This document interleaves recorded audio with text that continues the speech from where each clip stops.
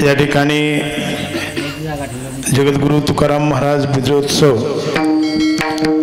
आणि या बीजोत्सवाचं हे 38वे वर्ष। गेली 38 वर्ष आदरणीय पडवळ गुरुजी आणि त्यांचा परिवार या ठिकाणी हा उत्सव करत आहे। 38 वर्ष त्यांनी तनानं मनानं धनानं आणि आनानं, कारण बरंच बुवा आज घरच्या पोळ्या सोडून इकडं आलं, पण पोळ्याच होत्या। त्यामुळं जसं तनाचं मनाचं धनाचं आहे तसं आनाचं सुद्धा महत्त्वाचं आहे। कारण बरीच जण म्हटली आता ना महाराज काय तुम्हाला सणवार आहे का नाही, पण आमचा सण हेच आहे। तिथं कुठेतरी लिहिलंय साधू संत येती घरा तोची दिवाळी दसरा, म्हणजे आमचा सण इथंच आहे खरा। गेली 38 वर्ष अखंडपणे आदरणीय गुरुजी आणि त्यांचा परिवार हा उत्सव गावाला होत नाही। म्हण आहे गाव करील ते राव काय करील, नाही का? पण इथं गुरुजींनी म्हण उलटी केल्या, राव करील ते गाव काय करील। म्हणजे तुमचं हे गाव नाही बरं का, दुसऱ्या गावचं सांगते। कारण बऱ्याच गावात बीजोत्सव सोडा पारायण सुद्धा नाहीत, पण इथं एकटे गुरुजी हा सोहळा पार पडतायत, त्यांचं धन्यवाद व्यक्त करावे तेवढेच आहेत। गेली 38 वर्ष हा चाललेला बीजोत्सव आणि या बीजोत्सवातील आजचा पहिला दिवस हा बीजोत्सव असल्या कारणानं पहिला दिवस पारायण सोहळ्यामध्ये ज्या वेळेला 7 दिवसाचं पारायण असते आणि ज्या सोहळ्याला काला असतो त्या पारायणामध्ये पहिला दिवस हा नामपर असतो। पण आपलं जे शेवटचं कीर्तन आहे ते फुलाचं कीर्तन आहे, गुलालाचं कीर्तन आहे। त्यामुळं आज आपण सेवेकरता पहिल्या दिवशी घेतलेला अभंग संत प्रकरणातला जगद्गुरु तुकाराम महाराजांचा 4 चरणाचा गोड असा अभंग आहे। विठ्ठल विठ्ठल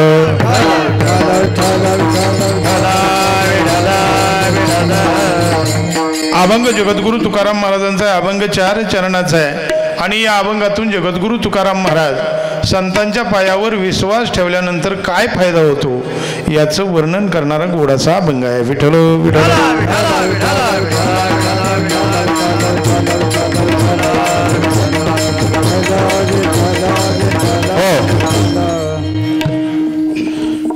या ठिकाणी मी म्हटल्याप्रमाणे आदरणीय गुरुजींनी संतांच्या पायावर विश्वास ठेवलेला आहे। हा बीजोत्सव आहे, कुणाचा आहे? संतांचा आहे।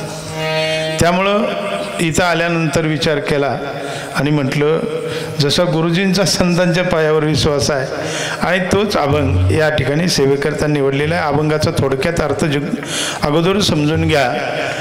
जगद्गुरु तुकाराम महाराज या जगाला अनुभव सांगताना म्हणाले की बाबा रे,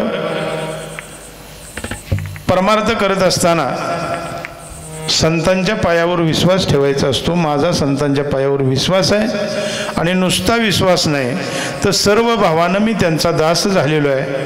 मग साधक मंडळी म्हटली महाराज तुम्ही संतांच्या पायावर विश्वास ठेवला, सर्व भावानं त्यांचं दास झाला, मग त्याचा फायदा काय झाला? तर महाराज म्हणले तेची माझे हित करीती सकळ जेने हा गोपाळ कृपा करी। त्या संतांच्या पायावर विश्वास ठेवण्याचा फायदा एक झाला।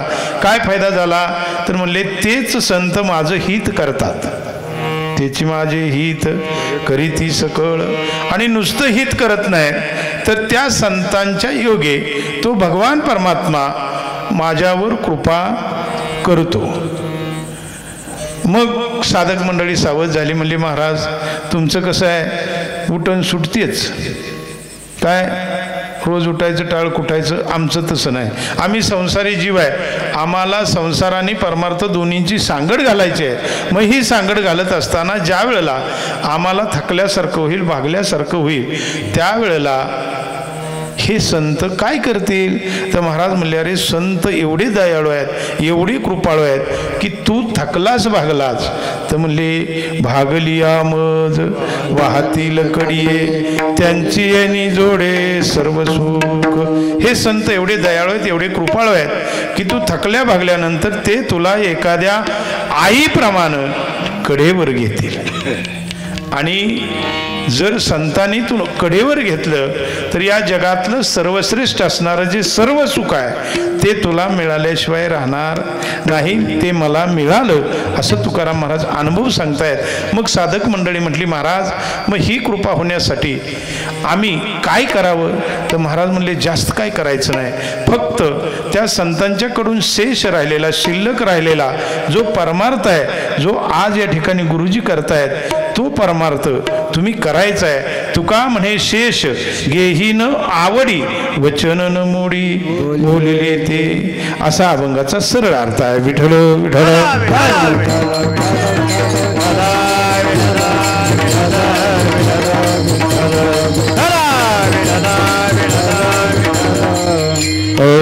वसुदेव सुतं देवं कंसचाणूर्यमर्दनं देवकी परमानंदनं कृष्ण वंदे जगद्गुरु. गुरुर्ब्रह्मा गुरुर्विष्णु गुरुर्देवो महेश्वरा गुरु साक्षात परब्रह्म तस्मै श्री गुरुवे नमः. जयांचे केल्या स्मरण होय सकळ विद्येचे अधिकरण, तेचे वंदो श्री चरण श्री गुरूंचे. पांडुरंगा करू प्रथम नमः.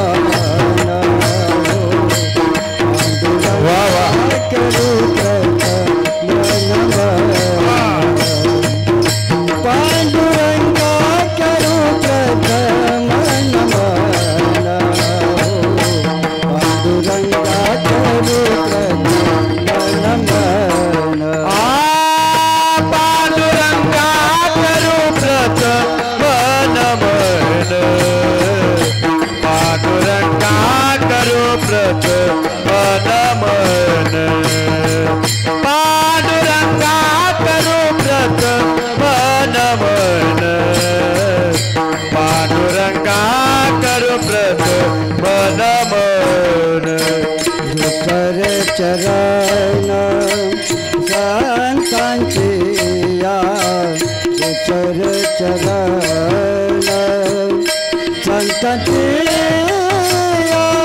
त्यांच्या कृपाने करते विचारो, त्यांच्या कृपाने करते विचारो, त्यांच्या कृपाने करते विचारो, कृपाने करते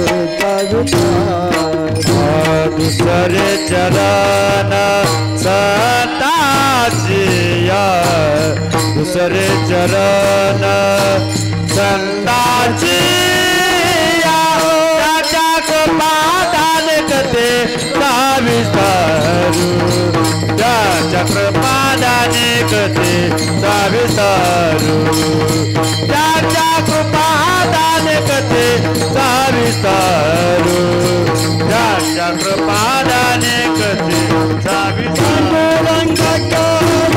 प्रथम नमन उत्तर चरण संतांच्या कृपाने करते विस्तारू, बाबाजी सद्गुरु दास तुकार. पांडुरंगा करू प्रथम नमन उत्तर चरण संतांच्या त्याच्या कृपाने करते विस्तारू, बाबाजी सद्गुरु दास तुकार.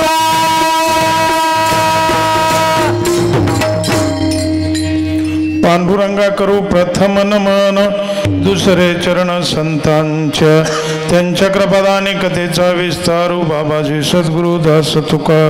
ओम नमो ज्ञानेश्वरा करुणी करा दयाळा तुमचा अनुभव लादलो पावन झालो वचन ऐका कमळापती माझी रंगाची विनंती कर जोडितो कथे काळी आपण सावे मस्तक हे पायावरी या वारकरी संतांच्या संतांचे पायी हा माझा विश्वास सर्व भावेदास झालो त्यांचा तेची माझे हित करीती सकळ जेने हा गोपाळ कृपा करी. विठ्ठल विठ्ठल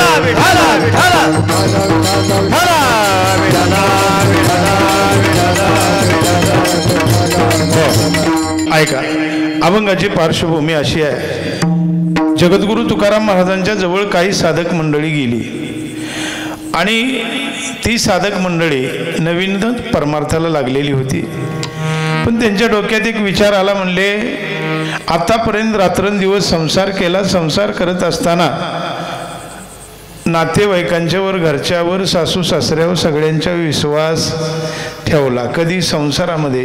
पण म्हणले आता परमार्थ करायचा आहे. मग परमार्थ करत असताना नेमका विश्वास कोणावर ठेवायचा, हा प्रश्न त्यांना पडल्यानंतर ती जगद्गुरु तुकाराम महाराजांच्या जवळ गेली. महाराजांना विचारलं. म्हणले, महाराज, आम्ही नवीनच साधक मंडळी आहे आणि आम्हाला परमार्थ करावा असा वाटतोय, पण आमच्या पुढे एक प्रश्न आहे. आम्ही परमार्थ करत असताना नेमका विश्वास कुणावर ठेवू? तर महाराज म्हणले, बाबा, तुम्ही विश्वास कुणावर ठेवावा याच्याशी मला काही देणं घेणं नाही. मग ती साधक मंडळी म्हणले, असं करू नका. म्हणले, पाहिजे तर आम्ही तुम्हाला आमचा संसारातला अनुभव सांगतो. तुम्ही परमार्थ केलाय, तुमचा परमार्थ तडीस गेलेला आहे, तुम्हाला परमार्थाचा फार मोठा अनुभव आहे, त्यामुळं तुम्ही परमार्थाचा अनुभव सांगा, आम्ही तुम्हाला संसाराचा अनुभव सांगतो. जगद्गुरु तुकाराम महाराज म्हणले, बाबा, मला तुमच्या संसाराचा अनुभव ऐकायचा नाही, कारण मी जाळूनी संसार बैसलो अंगणी. मी माझा संसार जाळला म्हणले. हो, त्यामुळं मला संसारात अनुभव अजिबात ऐकायचा नाही ना ऐकायचा म्हणले. आणि तसं पाहिलं, शास्त्र असं सांगतं, संसारातला अनुभव सांगूच नाही. काय म्हटलं मी? संसारातला अनुभव सांगूच नाही.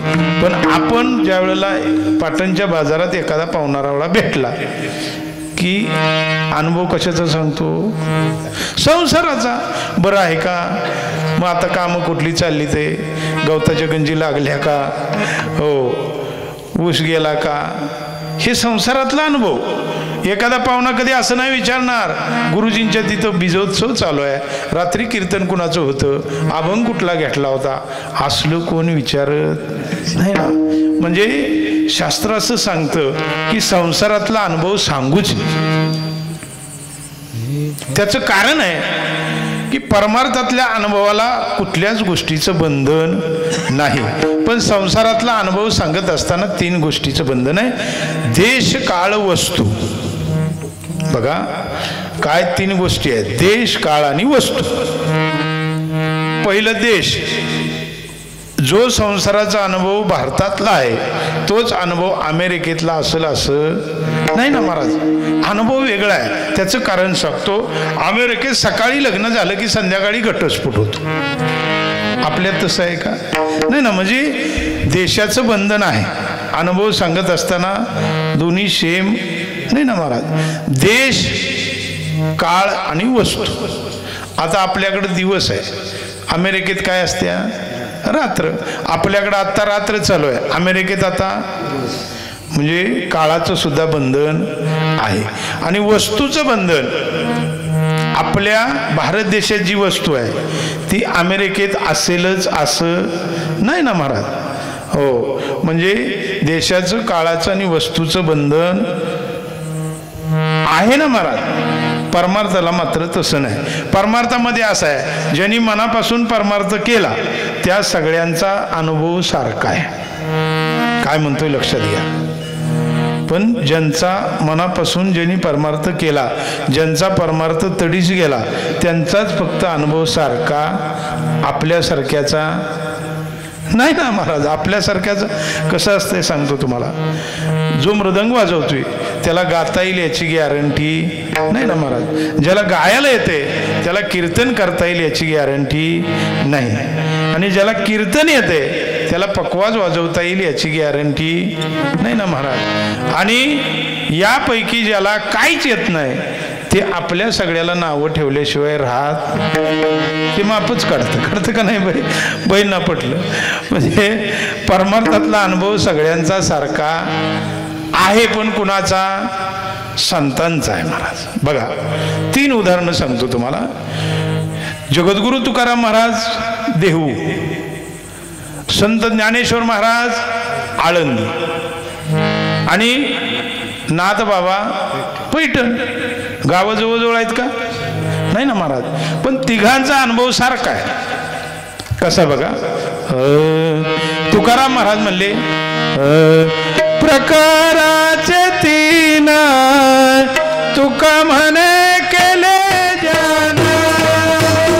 तुका म्हणे केले तुका म्हणे केले जान. प्रकाराचे तीन तुका म्हणे केले जान. तुका म्हणे केले जान. तुका म्हणे केले जान.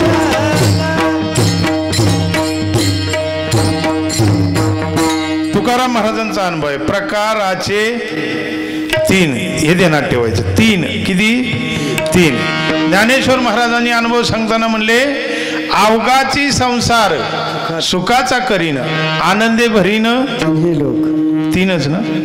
तिन्ही लोक बघा. आणि पैठणचे नाथ बाबा म्हणले अवघ्याची त्रैलोक्य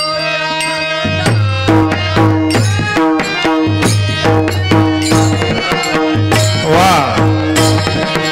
अवघ्याचे त्रैलोक्य आनंदाचे आता.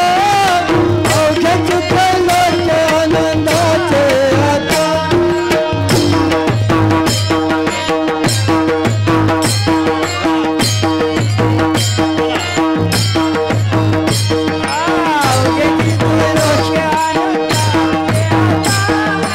अवघ्याचे त्रैलोक्य आनंदाचे.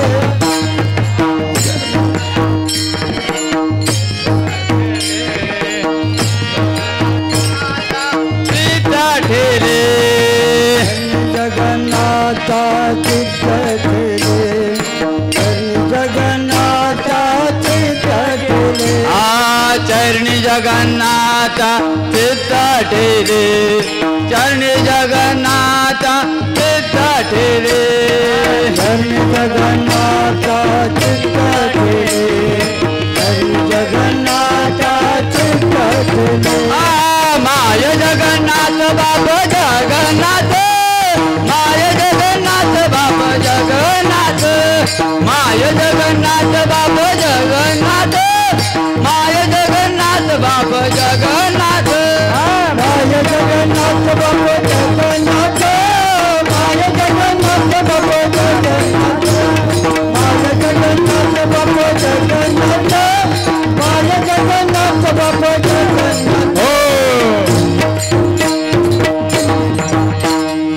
बघा नाथ बाबांचं सुद्धा प्रमाण महाराजांनी दिलं.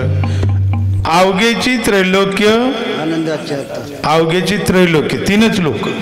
तिघांचा अनुभव सारखा आहे का नाही? तिन्हींची प्रमाणं तुम्हाला सांगितली. म्हणजे गावं वेगवेगळे आहेत, ठिकाण वेगवेगळं आहे, पण प्रत्येक संतांचा अनुभव एकच आहे. त्यामुळं परमार्थातला अनुभव सांगितला तरी चालतो आणि संसारातला अनुभव सांगायचाच नसतो ना. त्याचं कारण आहे, कारण काही गोष्टींचा अनुभव घ्यायचाही नाही आणि सांगायचाही नाही. बघा, काही गोष्टींचा अनुभव आपणही घ्यायचा नाही आणि दुसऱ्याला सांगायचं नाही. काही गोष्टींचा अनुभव आपण घ्यायचा पण दुसऱ्याला सांगायच्या भानगडीत पडायचं नाही. आणि तिसरा प्रकार, काही गोष्टींचा अनुभव आपणही घ्यायचा आणि दुसऱ्यालाही सांगायचा. तीन प्रकार सांगितले. लक्षात येते का? बघा, पहिला प्रकार सांगितला, काही गोष्टींचा अनुभव आपण घ्यायचा नाही आणि दुसऱ्यालाही सांगायचा नाही. उदाहरणार्थ, विष प्याचा अनुभव कधी कधी घ्यायचा, कधीच घ्यायचा नाही. बरोबर आहे का नाही? घ्यायचाही नाही आणि सांगायचं राहतं का? विष प्यायला शिल्लक राहतं का? नाही ना महाराज. म्हणजे विष प्यायचा अनुभव घ्यायचाही नाही आणि सांगायचाही नाही. आता इथं गुरुजींनी बॅनर लावलेले आहेत, व्यसन. दारू प्यायचा अनुभव कधी कधी घ्यायचा, कधीच नाही घेतला तरी उद्या दुलवट नाही का? उद्या दारू प्यायचा अनुभव घ्यायचाही नाही आणि सांगायचाही नाही. दुसरा मुद्दा मी सांगितला होता, काही गोष्टींचा अनुभव आपण घ्यायचा पण पण दुसऱ्याच्याला सांगायच्या भानगडीत पडायचं नाही. उदाहरणार्थ आपल्या घरामध्ये आपल्या बायकोनं आपल्याला दिलेल्या शिव्या घ्यायच्या, पण दुसऱ्याला म्हणजे देत्यात. कृष्ण महाराज बघा त्यांनीच मंजूर केलं.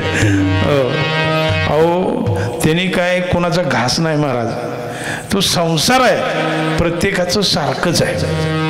संसारात असं आहे, दिसताना दिसतं एक आणि असताना असतं वेगळं. लागलेलं तर दिसत नाही, पण कळ आल्याशिवाय राहत नाही, त्याला म्हणायचं संसार. विठ्ठल विठ्ठल.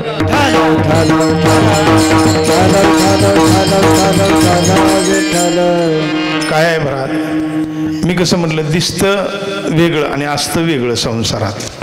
आता बघा तिथं महाराजांच्या समोर पंथी लावलेली आहे, दिवा लावलेला आहे, लावलाय का नाही?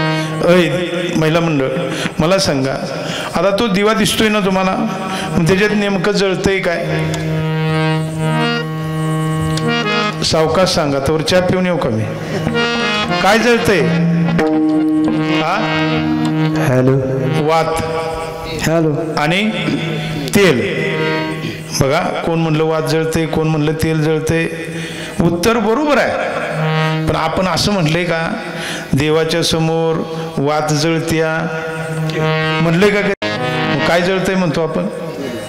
हा दिवा जळतोय, बरोबर आहे. मग दिवा कधी जळलाय का? जळलाय का दिवा कधी? नाही ना महाराज. म्हणजे दिसताना दिसतंय एक, असताना असतं वेगळं. तसं संसारातलं आहे. संसार बघा तुम्ही लग्नाला गेला ना, लग्नाला नवरदेवाला भेटून यायचं, नुसतं जीवन यायचं नाही ना आईवर करून. नवरदेव लग्ना दिवशी बघायचं असा जोशात असतो, त्याला उगाच म्हणायचं राम राम. ते म्हणते राम राम मोठा, म्हणजे पहिल्या दिवशी जोशच वेगळा असतो त्याचा. हो. आणि इथं माझा चिरंजीव आलाय, तो लहान होता आणि काहीतरी 7वी 8वीला असेल, आणि लग्नाला एका गेलो आम्ही, तर ती नवरी रडत होती बिचारी, नवरीकडची सगळी रडत होती. त्याला काय वाटलं काय माहीत, मला म्हणला पप्पा ती नवरी रडत्या, सगळी नवरीकडची रडते, ती नवरदेव का म्हणून रडत नाही? तर म्हणलं ते आजच्या दिवसच हसणार आहे, परत त्याला आयुष्यभर रडायचं आहे. इतका जोशमध्ये नवरदेव असतो. वर लग्न झाल्यावर दुसऱ्या वर्षी त्याला भेटायचं, त्याला म्हणायचं राम राम. ते म्हणते हे राम राम. एका वर्षात आवाज पट्टी खालचीच. हो. परत 2 वर्षानं जाऊन त्याला भेटा, त्याला म्हणायचं राम राम. ते म्हणते राम राम. हो. 4 वर्षानं जाऊन भेटा, त्याला म्हणायचं राम राम. कशाचं काय मजाच नाही. रेंज पूर्ण त्याची खाली येते महाराज. हा संसार आहे. संसारात सगळ्यांचं सारखं आहे महाराज. संसारात सगळ्यांचं सारखं आहे. काय झालं, एकदा आमच्या चापळच्या बाजारात एक विंचू विकायला आला. विंचू विंचू विंचू माहित आहे ना? ते विंचू विकायला आलं आणि 3 ढीग घातलं होतं. कशाचं? त्या विंचवाचं. एक थोडं मोठं, एक त्याच्यापेक्षा बारकं आणि एकदम त्याच्यापेक्षा लहान. 3 ढीग होतं. एकानं सहज चौकशी केली, म्हणलं का हो दादा, इंचवाचं तुम्ही 3 ढीग घातले ती, मग हा मोठा ढीग कसा दिला? ते म्हणला 50 रुपयाला. त्याच्यापेक्षा छोटा तो म्हणला 50 रुपये. आणि एकदम छोटा आहे तोही 50ला आहे. ते म्हणला तुझ्या काय डोक्यात पाणी झालंय का? ढीग किती केली ती? 3. आणि दर एकच लावलाय. ते म्हणला कसं आहे, मोठा घ्या नाही तो छोटा घ्या, त्याचा डंका सारखाच आहे ना. बारका विंचू चावला काय मोठा चावला काय, त्याचा डंका तेवढाच आहे. तसं संसारातला आहे. संसार माझा घ्या, तुमचा घ्या, कुणाचाही घ्या, सगळ्यात समान डंका आहे. म्हणून महाराज म्हणले संसाराचा अनुभव अजिबात सांगायच्या भानगडीत पडायचं नाही. त्या साधकांनी कान धरलं. म्हणले महाराज आमच्या लक्षात आलं, वेळ निघून जातोय. आता म्हणले असं करा, तुम्ही म्हणताय तसं आम्ही तुम्हाला संसारातला अनुभव सांगत नाही, पण म्हणले लवकर लवकर 8:05 10:30 वाजल्या. आता आम्हाला सांगा तुमचा विश्वास कुणावर आहे? तर महाराज म्हणले बाबा आता तू बरोबर विचारलंस.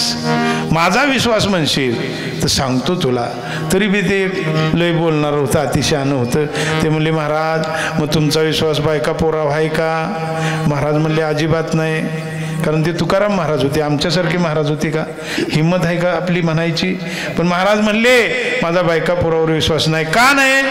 तर म्हणले ही अशी आहेत घरातली म्हणले माणसं. कशी आहेत? बांधून या देती काळा हाती, भूषणी घेती काढून या, आणि ऐशिया चोरांचा कैसा विश्वास.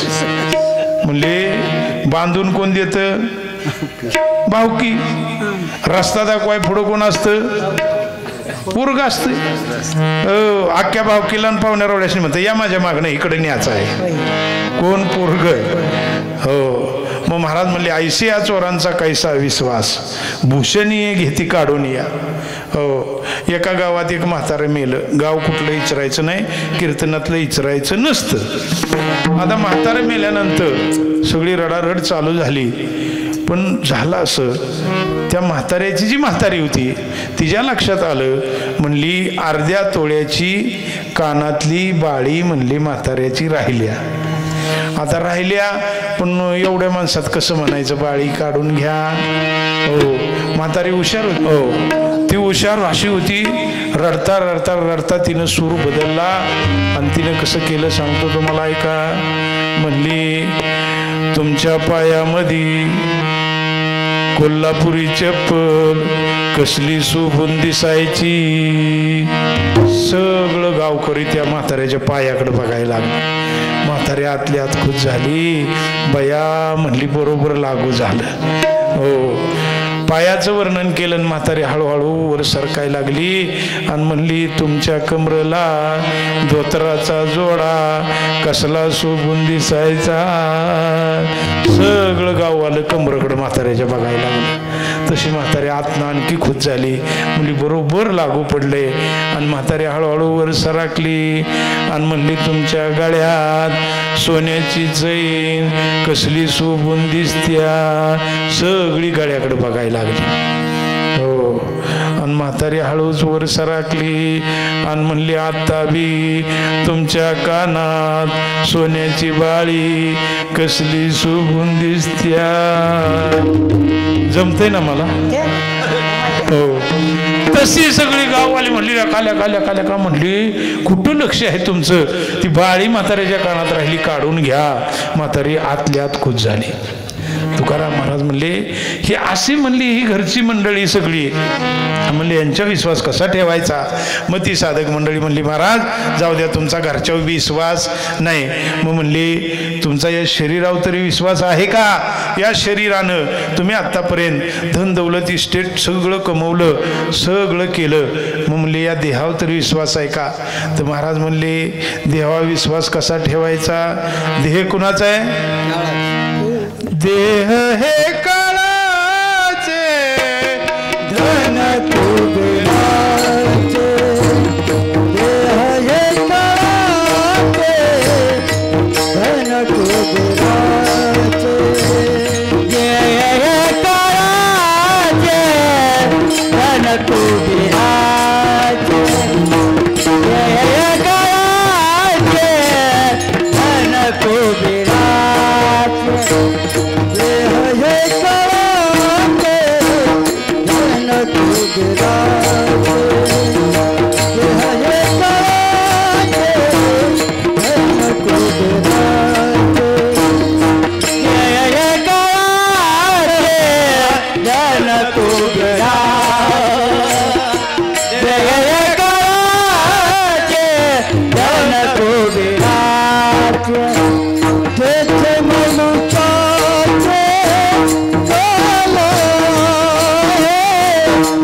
Come on.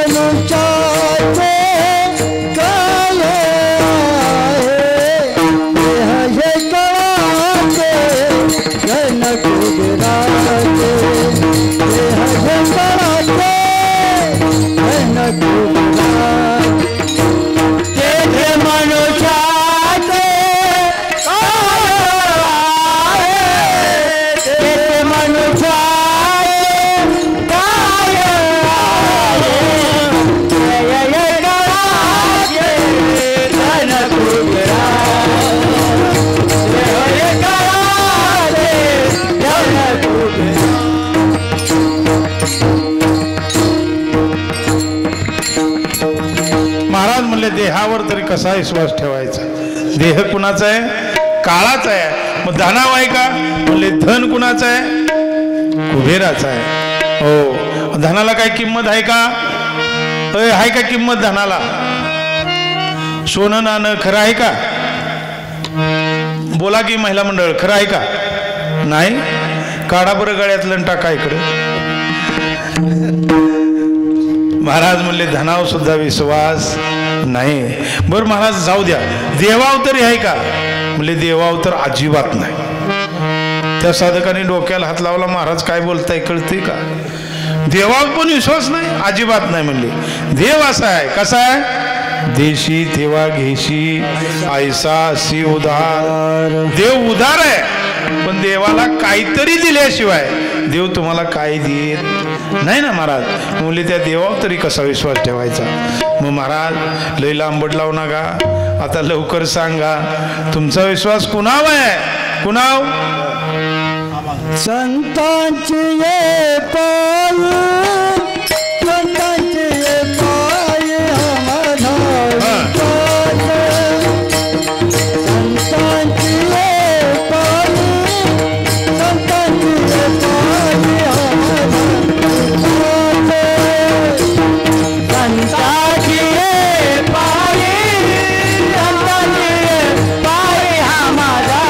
विश्वास.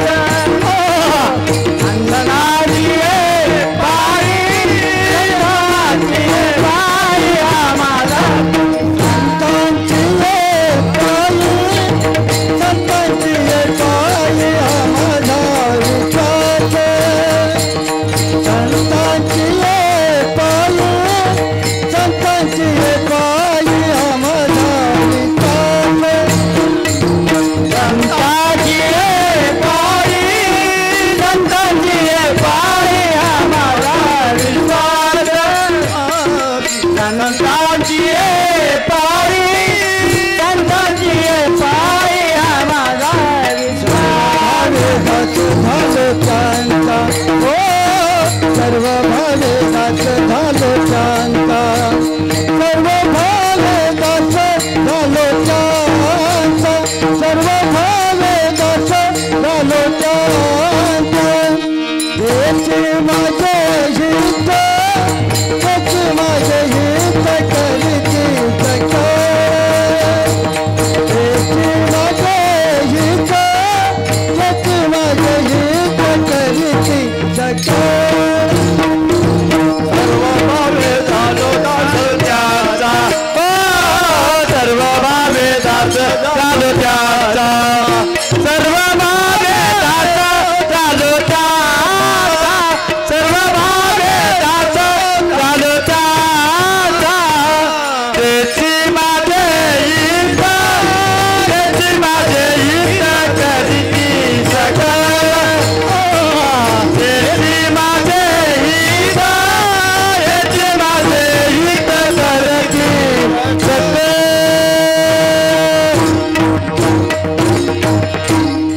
तुकाराम महाराजांनी कुणावर विश्वास आहे?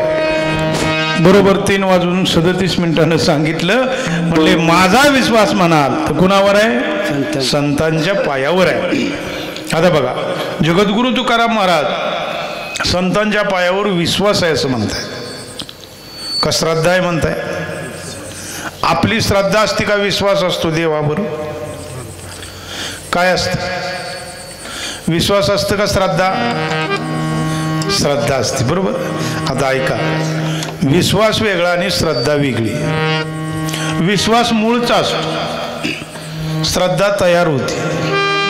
बघा, विश्वास आजन्म असतो आणि श्रद्धा तयार होते. विश्वास वाढत जातो, श्रद्धा कमी होत जाते.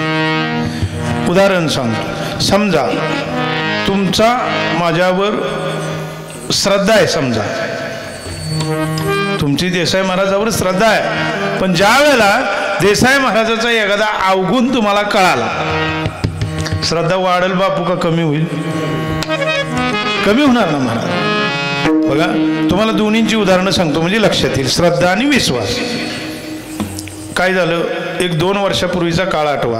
आता तुम्ही बागायतदार माणसं आहे, पण आमच्याकडे सगळं कोरडभाव आहे, बरोबर आहे ना. पेरणी झाली आणि पेरणी झाल्यानंतर जुलै महिना उजाडला, पूर्ण जुलै संपत आला तरी पाऊस पडला नाही. मग आमच्या चापळ गावामध्ये अशी प्रथा आहे. कशी प्रथा आहे? महादेव कोंडायचा. पाऊस पडणं काय करायचं? महादेव कोंडायचा. आता महादेव कोंडायचा म्हणजे कसं? महादेवाचं जे मंदिर आहे आमचं, आता ज्यांनी बघितलं असेल, आमच्या ताई वहिनी आहेत त्यांनी बघितलं असेल, मामी आहेत त्यांनी बघितले. मंदिर असं डबऱ्यात आहे, म्हणजे कळसवर आहे, फक्त आतला जो गाभारा आहे तो डबऱ्यात आहे. मंदिर मांड नदीच्या तीरावर आहे. मग महादेव कोंडायचा म्हणजे काय करायचं? सगळी पुरुष मंडळी गोळा व्हायचं, गावातली पाण्याच्या कळशा नदीतनं भरायच्या आणि त्या मंदिरात वाचायच्या. कुठपर्यंत वाचायच्या? जोपर्यंत देव बुडत नाही तोपर्यंत. त्याला म्हणायचं महादेव कोंडणं. मग ठरलं, रामाच्या मंदिराच्या स्पीकरवरनं अनाउन्सिंग केलं, उद्या सकाळी महादेव कोंडायचं आहे, सगळ्या पुरुष मंडळींनी या.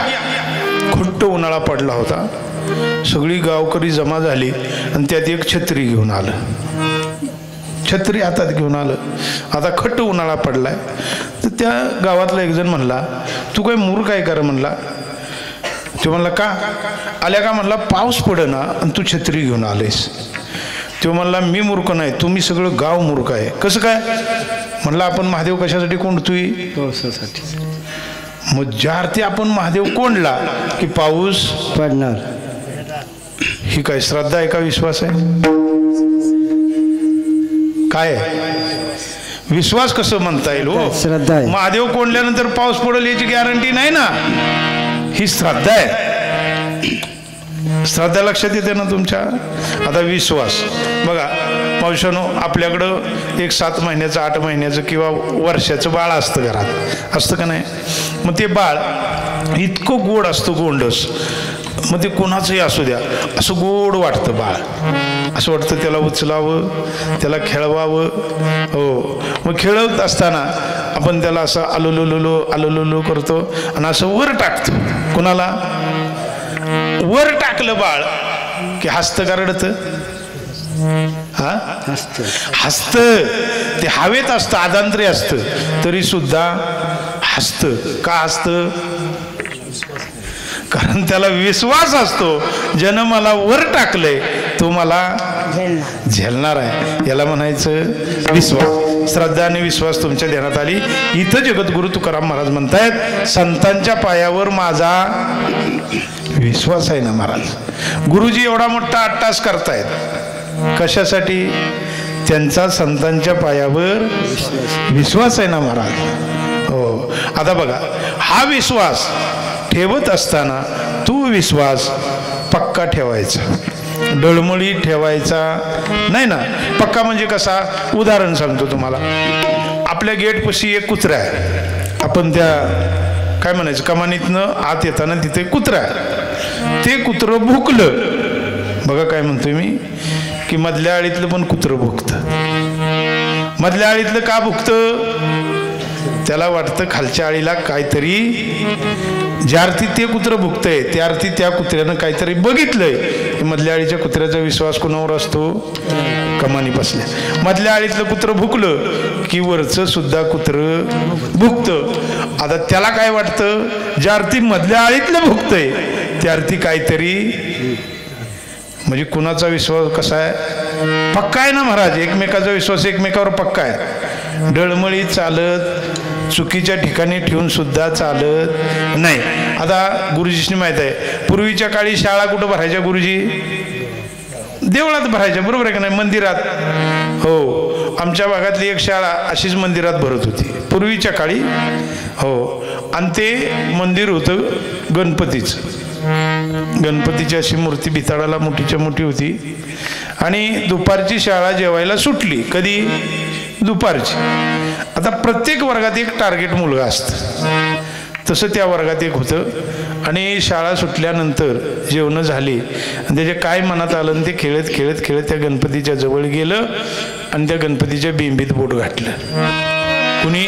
त्या टार्गेट पोरानं. आता बोट घातलं खरं, पण त्यात बसला होता विंचू. त्या विंचवानं डंक मारला त्याला. मारल्यानंतर कळ चोरात आली, पण ते हुशार होतं. ते म्हणला ही कळी एकट्यानंच का सोसायची. हो, आता ते लिडरच होतं त्या वर्गातलं. त्यानं सगळ्या पोरासने आवाज दिला, ए तुका सका महादा इकडे या, इकडे या, इकडे इकडे. सगळी पोरं आली. आल्या म्हणली काय रे दादा. काय नाही म्हणलेलं का, काय तुम्हाला सांगायचं, महाराज या गणपतीच्या बिंबीत बोट घातलं की गारगार वाटतंय आणि म्हणले देव प्रसाद देतोय. हो, मग आता सगळ्या पोरांनी लाईन लावली आणि वळीनं बोटं घालायची. प्रत्येकाला तसाच झटका बसायचा, पण त्याला वाटायचं का आपलं काहीतरी चुकलं, ते दुसऱ्याला सांगायचं नाही. अख्खी शाळा झाली आणि गुरुजी जेवाय गेलेला आलं. गुरुजी म्हणले सकाराम काय चाललंय. काय नाही काय नाही गुरुजी, या इकडं या इकडं. आलं गुरुजी. हो गुरुजी किती वर्ष झालं तुम्ही या शाळेवर. गुरुजी म्हणले माझं अर्ध सर्व्हिस संपलं. हो, अर्ध सर्व्हिस संपलं. मग तुम्हाला या गणपतीचा काय अनुभव. म्हणले काय नाही. काय नाही कसं. म्हणले नुसतं बिंबीत बोट घालून बघा कसं गारगार वाटतंय आणि गणपती प्रसाद देतोय.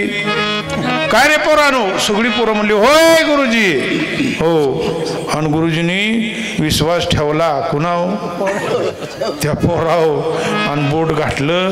आता इतक्या पोराने ते पिसाळला होता इचू. ताकद लावून ते गुरुजीला हाणलं. गुरुजी ठू ठू ठू ठू ठू बोंबालं. हो, आता मला सांगा, विनोदाचा भाग सोडून द्या. गुरुजींनी विश्वास ठेवला, पण कसा ठेवला. चुकीच्या पद्धतीनं ठेवला, नको त्याच्यावर ठेवला. महाराज म्हणले असा विश्वास ठेवून उपयोग नाही. विश्वास कसा पाहिजे, पक्का पाहिजे, आणि तो नुसता विश्वास नको आहे. मग म्हणले सर्व भावानं त्या संतांना शरण गेला पाहिजे. मग महाराज समजा तुम्ही सांगताय आम्ही पक्का विश्वास ठेवला, त्यांना सर्व भावानं शरण गेलो, फायदा काय होईल. महाराजांनी फायदा सांगितला अभंगाचं दुसरं चरण. त्याची माझे हित करीती सकळ, त्याची माझे हित करीती सकळ, त्याची माझे हित करीती सकळ, त्याची माझे हित करीती सकळ, त्याची माझे हित करीती सकळ, त्याची माझे हित करीती सकळ, त्याची माझे हित करीती सकळ, त्याची माझे हित करीती सकळ, त्याची माझे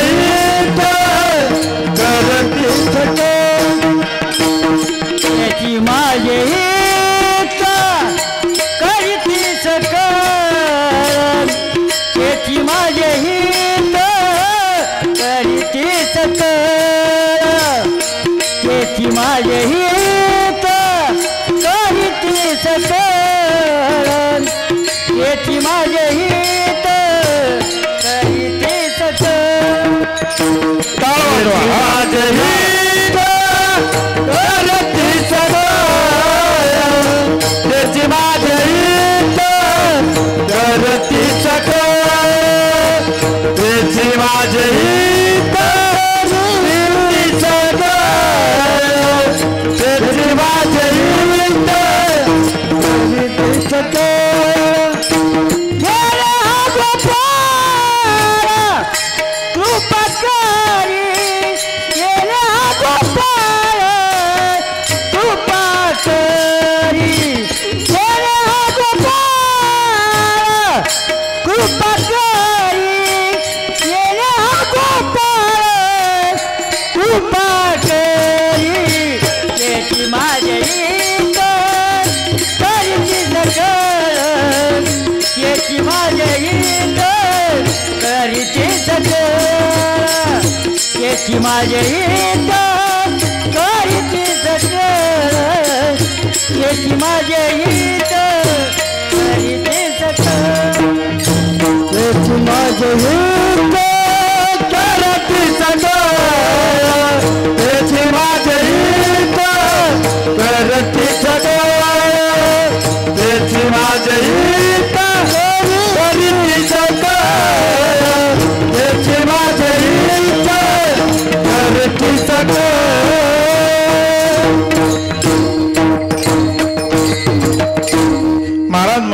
फायदा एक होईल. काय फायदा होईल म्हणले, तेची माझे हित करीती सकळ, जेणे हा गोपाळ कृपा करी.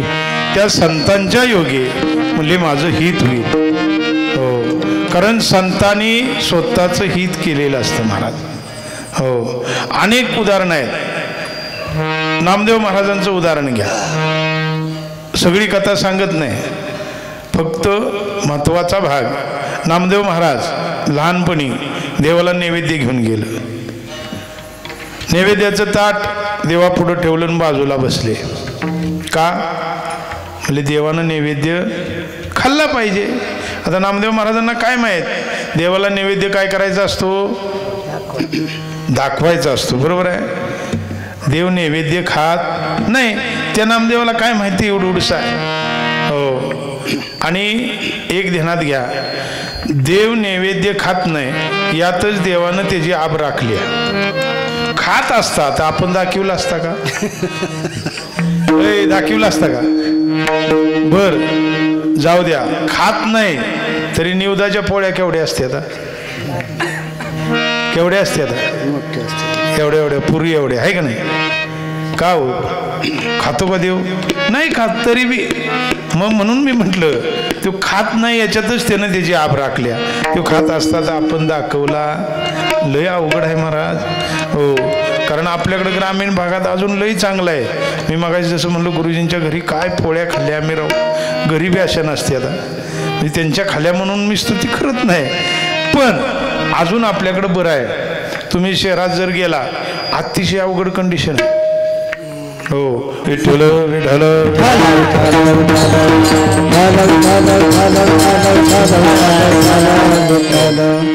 आता विनोदाचा भाग सोडून द्या महाराज. ते नामदेव महाराज मूळ मुद्द्याव्या. नामदेव महाराजांना काय माहीत, देव नैवेद्य खात नाही, नैवेद्य दाखवायचा असतो. देव ऐकत नाही. नामदेव महाराज जागचे उठले. देवा का रे, रुसलास का, आज माझे बाबा लांब गेले, बाबा आले नाही म्हणून तू माझा नाराज झालास का. तुला खायचं नाही नैवेद्य, तुला खावाच लागेल. आणि तू जर खाणार नसशील तर म्हणजे माझं डोकं तुझं पाय रक्ताचं पाट वाहतील. आणि महाराज नामदेव महाराजांनी असं देवाच्या पायावर डोकं आपटणार, तेवढ्यात देव बाहेर आला आणि देवानं नामदेव महाराजांचं डोकं धरलं. नामा, अरे आत्तापर्यंत मी कुणाचाच नैवेद्य खाला नाही, पण तुझ्या प्रेमापोटी आणि तुझ्या हट्टापायी म्हणले मला नैवेद्य खावा लागला. आणि महाराज अक्षरशः देवानं नैवेद्य खाल्लाच, पण त्यातलंच घास नामदेव महाराजांना चारलं. म्हणजे नोव्हे हा सामान्य महिमा संतांचा, नैवेद्य हातीचा मूर्ती जेवी. मूर्तीला सुद्धा जेवाय घातलं, म्हणजे देवाला प्रगट होऊन प्रसाद खावा लागला. ही ताकद कुणाची आहे, संतांची आहे महाराज. त्यांच्या अंकित देव असतो, त्यांनी सांगेल तसं देवाला वागावं लागतं. म्हणून महाराज म्हणले, तेची माझे हित, त्यांनी त्यांचं हित साधलेलं असतं. त्यामुळं तुमचं माझं हित करायला संतांना वेळ लागत नाही. ते संत तुमचं हित करतात आणि त्यांच्या योगे, त्या संतांच्या योगे, त्या भगवान परमात्म्याची तुमच्यावर कृपा झाल्याशिवाय राहत नाही. म्हणून महाराज म्हणले, तुम्ही काय करा, त्या संतांच्या पायावर विश्वास ठेवा. साधक मंडळी सावध झाली. म्हणले महाराज 11 वाजायला आले, आता आम्हाला सांगा, तुम्ही रोज उठताय टाळ कुठताय, आम्हाला ते जमणार नाही ना. आम्ही संसारी जीव आहे, संसार आणि परमार्थ दोन्हीची सांगड घालायची आहे. आणि सांगड घालत असताना आम्हाला थकल्यासारखं होणार, भागल्यासारखं होणार. त्यावेळेला तुमचे संत काय करतील. महाराजांनी त्याचं उत्तर दिलं. अभंगाचं 3रं चरण.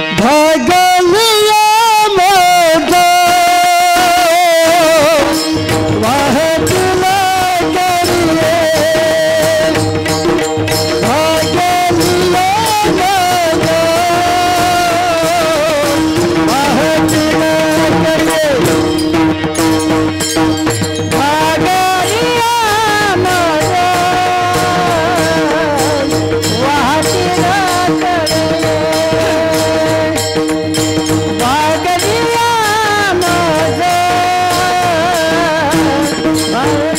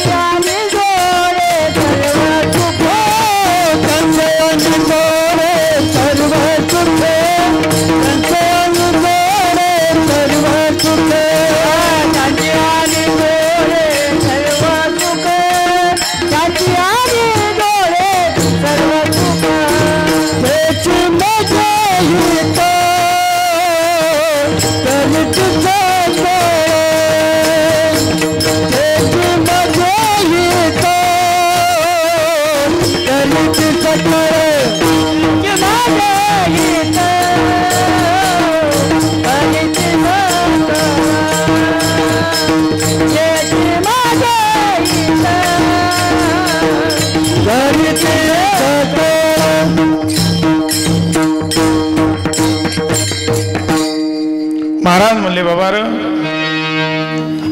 ते संत एवढे दयाळू आहेत एवढे कृपाळू आहेत की म्हणले भागली या मज वाहतील कडीये त्यांची निजोडे सर्व सुख. महाराज ते संत तुम्हाला एखाद्या आईप्रमाणे कडेव घेतील. तुम्हाला जर वाटत असलं त्या संतांनी आपल्याला कडेव घ्यावं तर एकदा त्या संतांच्या म्हणण्याप्रमाणे भजन करा. कुमारी ज्ञानेश्वर महाराज म्हणले सच्चिदानंद कधी मरत नाही. नावच आहे ना सच्चिदानंद, मग तो मरेल कसा? खाली ठेवा म्हणले प्रेत यात्रा. ते प्रेत खाली ठेवलं. ज्ञानेश्वर महाराजांनी नुसती नजर टाकली. कृपा कटाक्ष हाळिले आपले महाराज नुसती नजर ज्ञानेश्वर महाराजांची त्या प्रेतावर पडली आणि ते मेलेलं मुळ उठून बसलं. हा चमत्कार आहे ज्ञानेश्वर महाराजांचा. हो, ही कृपा आहे, ही नजर आहे कुणाची? संतांची महाराज. आणि आपली नजर एखाद्यानं 10-12 लिटर दूध देणारी म्हस आणू द्या खालनं. हो, आपण कमानी पशी उभा असू द्या. हो, आणि नुसती तिच्या कासकडे नजर जाऊ द्या. 12 लिटर देणारी म्हस संध्याकाळी 1 लिटर दिलं तर शपथ. ही आपली नजर आहे महाराज. हो, आणि गावात माहीत असते ह्याची नजर कशी आहे. ते भक्त कमानी पशी उभा आहे, ते हिकंड मावशीकडनं हिकंड घुसत राहणार राहणार. हो महाराज, संतांची नजर अशी आहे की ती महाराज त्यांनी नुसती कृपा जरी केली ना तरी महाराज तुमच्या जीवनाचं कल्याण झाल्याशिवाय राहणार नाही. साधक मंडळी म्हणली महाराज बरंच आमच्या लक्षात यायला लागले. संतांच्या पायावर विश्वास ठेवल्यानंतर ते संत हित करतात, ते संत एखाद्या आईप्रमाणे कडेवर घेतात. पण आम्हाला म्हणले त्यासाठी काय काय करावं लागेल? महाराज म्हणले काय करू नका, फक्त त्यांच्याकडून जो शिल्लक राहिलेला परमार्थ आहे तो तुम्ही आवडीनं करा. तुका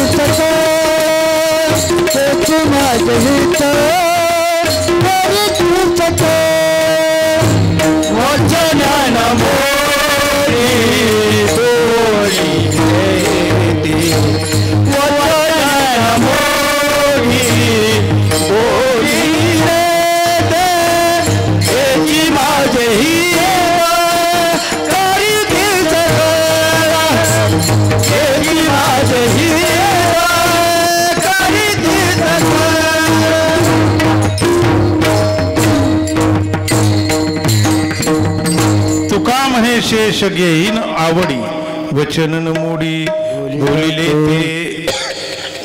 तुकाराम महाराज म्हणले संतांच्याकडून शेष राहिलेला परमार्थ मी आवडीनं करीन. आता बघा हा तुकाराम महाराजांचा बीजोत्सव सुरू आहे आणि अभंग सुद्धा जगद्गुरु तुकाराम महाराजांचा आहे. तुकाराम महाराजांनी संतांनी शिल्लक ठेवलेला परमार्थ काय निष्ठेनं केला महाराज. काय संकट आले तुकाराम महाराजांच्यावर. तुम्ही जे बीजेचं कीर्तन आहे, फुलाचं कीर्तन आहे, त्या कीर्तनात ते बरंच तुम्ही ऐकणार आहे. एवढंच सांगेन की जगद्गुरु तुकाराम महाराजांची एवढी संकट जर आमच्यासारख्या वाली असती आम्ही कीर्तनं केली असती का महाराज? नाही ना महाराज. हो, कारण तुका म्हणे शेष घेईन आवडी वचन न मोडी बोलिलेत. वचन जे दिले ते वचन मात्र संतांनी कधीही मोडलं नाही परमार्थात. तुकाराम महाराजांच्या कितीतरी प्रसंग आलं महाराज. हो, परमार्थ करत असताना बायको मेली, मुलगा मेला. हो, सगळी धन दौलत इस्टेट इतकी होती, सगळी मातीमोल झाली. हिसाबाच्या वया इंद्रायणीच्या डोहात बुडवून दिल्या. संसार पूर्ण नायनाट केला संसाराचा. का तर परमार्थ घडावा. पण परमार्थ घडत असताना आदेश आला पैठणवरनं, अभंगाची गाथा पाण्यात बुडवायची. महाराज तुकाराम महाराजांनी कधीच दुःख व्यक्त केलं नाही. बायको गेली, हो, पोरग मेलं, काही वाटलं नाही. पण ज्या वेळेला तुकाराम महाराजांच्या वया पाण्यात बुडवायचा आदेश आला आणि तुकाराम महाराजांना ते सहन झालं नाही. देवा, अरे बायको मेली, मी तक्रार केली नाही. माझा तरणाताटा मुलगा मेला, मी तक्रार केली नाही. किती संकट दिलीस, माझ्या अंगावर उकळतं पाणी टाकलं, मी तक्रार केली नाही.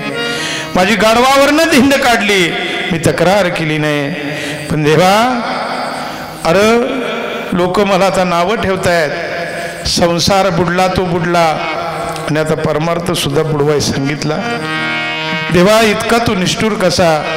अरे जे आतापर्यंत गेलं, जे बुडलं ना, ते माझं होतं.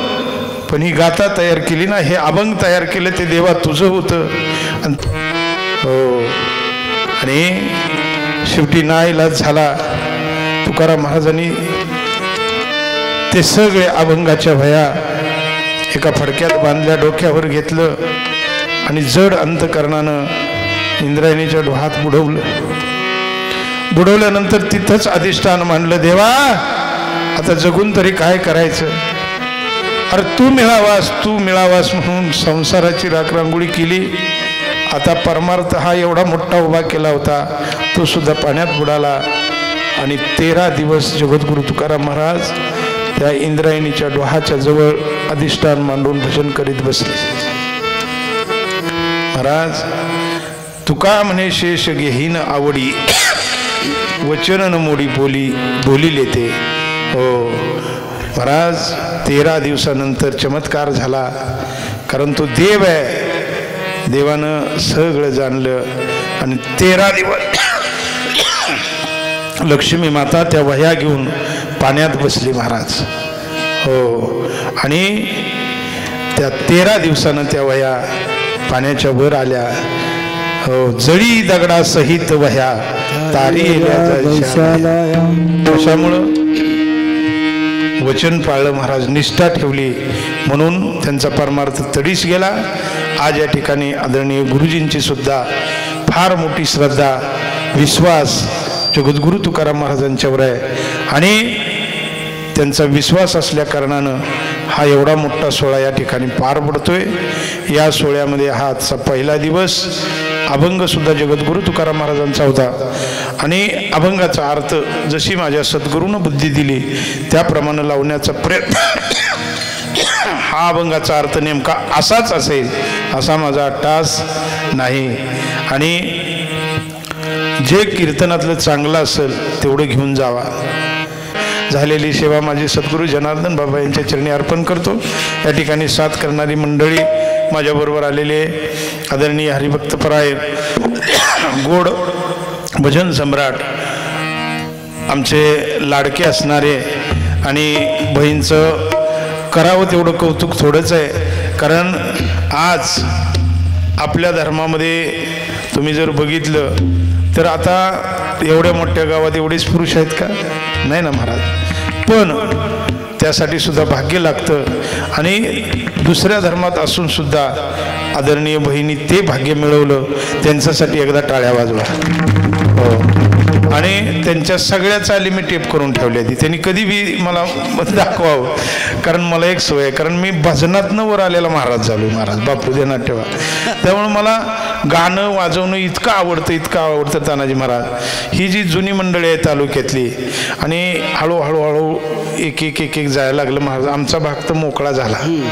हो, आमच्या मामी इथं आहेत, आमच्या भागचं वैभव असणारे चंद्रबापू, लहान असल्यापासून त्यांच्याबरोबर भजनाला फिरलो हो. आणि आज सगळी ज्येष्ठ मंडळी आमच्या भागातली संपली महाराज हो. त्यामुळं गोड गळ्याचे असणारे आमचे हे भाई, त्याप्रमाणे निसरेकर महाराज, रामभाऊ निसरेकर, त्यांचं सुद्धा गोड गाणं आहे. भजनाला बसलं तर असं गोड वाटतं हो. त्यांच्यासाठी एकदा टाळ्या वाजवा. त्याचप्रमाणे तानाजी महाराज या ठिकाणी आले, त्यांनी सुद्धा गोड अशी साथ केली, त्यांचाही धन्यवाद. सगळी तुमच्या गावची मंडळी. आता गावातल्या एकाचं नाव घ्यायचं आणि दुसऱ्याचं राखायचं म्हणजे ते अन्याय झाल्यासारखं होईल. तबल्यावर साथ गोड अशी आदरणीय बापूंची. मृदंगमणी विशाल जाधव, गाव बिब्बी. अरे हां, आपली झाली की भेट. वय जरा मोठा झाल्यामुळं मला ओळखला नाही बहुतेक हो. गोड आहे, त्याच्यासाठी एकदा टाळ्या वाजवा हो. या ठिकाणी आदरणीय महाराज आहेत, महाराजांचं दर्शन घेतो. सगळी गोड मंडळी आहे. आमचे कृष्णन महाराज या ठिकाणी आहेत, विनेकरी बाबा गोड आहेत, विनेकरी बाबांचं दर्शन घेतो. आणि बसलेली तुम्ही सगळी मंडळी. गोड असं या ठिकाणी शूटिंग झालेलं आहे आणि मला वाटतं हे कीर्तन अख्ख्या जगाला पाहता येणार आहे हो. गोड सगळी मंडळी. आदरणीय गुरुजींचं परत एकदा धन्यवाद, त्यांचा सगळा परिवार, त्यांची मुलं. गोड अशी साऊंड सिस्टम त्यांनी लावलेली आहे आणि दोन्ही मुलांचं धन्यवाद, त्यांच्या परिवाराचं धन्यवाद. माझ्याबरोबर आलेले आमचे ऋषी महाराज आणि आमचे चिरंजीव अभिजित, दोघंही मृदंग शिकतात, त्यांचं डबल धन्यवाद. त्यांचं दोघांचंही टाळ्या वाजून स्वागत करा. आणि सेवेला पूर्ण विराम. जय विठ्ठल, जय जय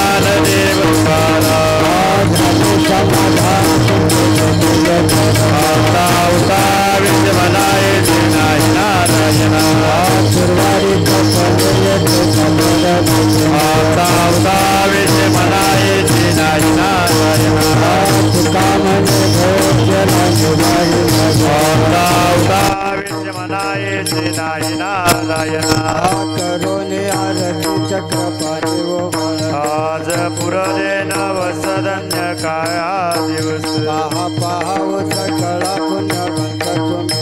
आज पुरले नवसधन्य काया दिवस तुकावाही टाळी. आज पुरले नवसधन्य काया दिवस धन्य धन्य ते लोचन नित्य करते अवलोकन. धन्य धन्य ते लोचन नित्य करते अवलोकन. धन्य धन्य ते लोचन नित्य करते अवलोकन. आरती ध्यान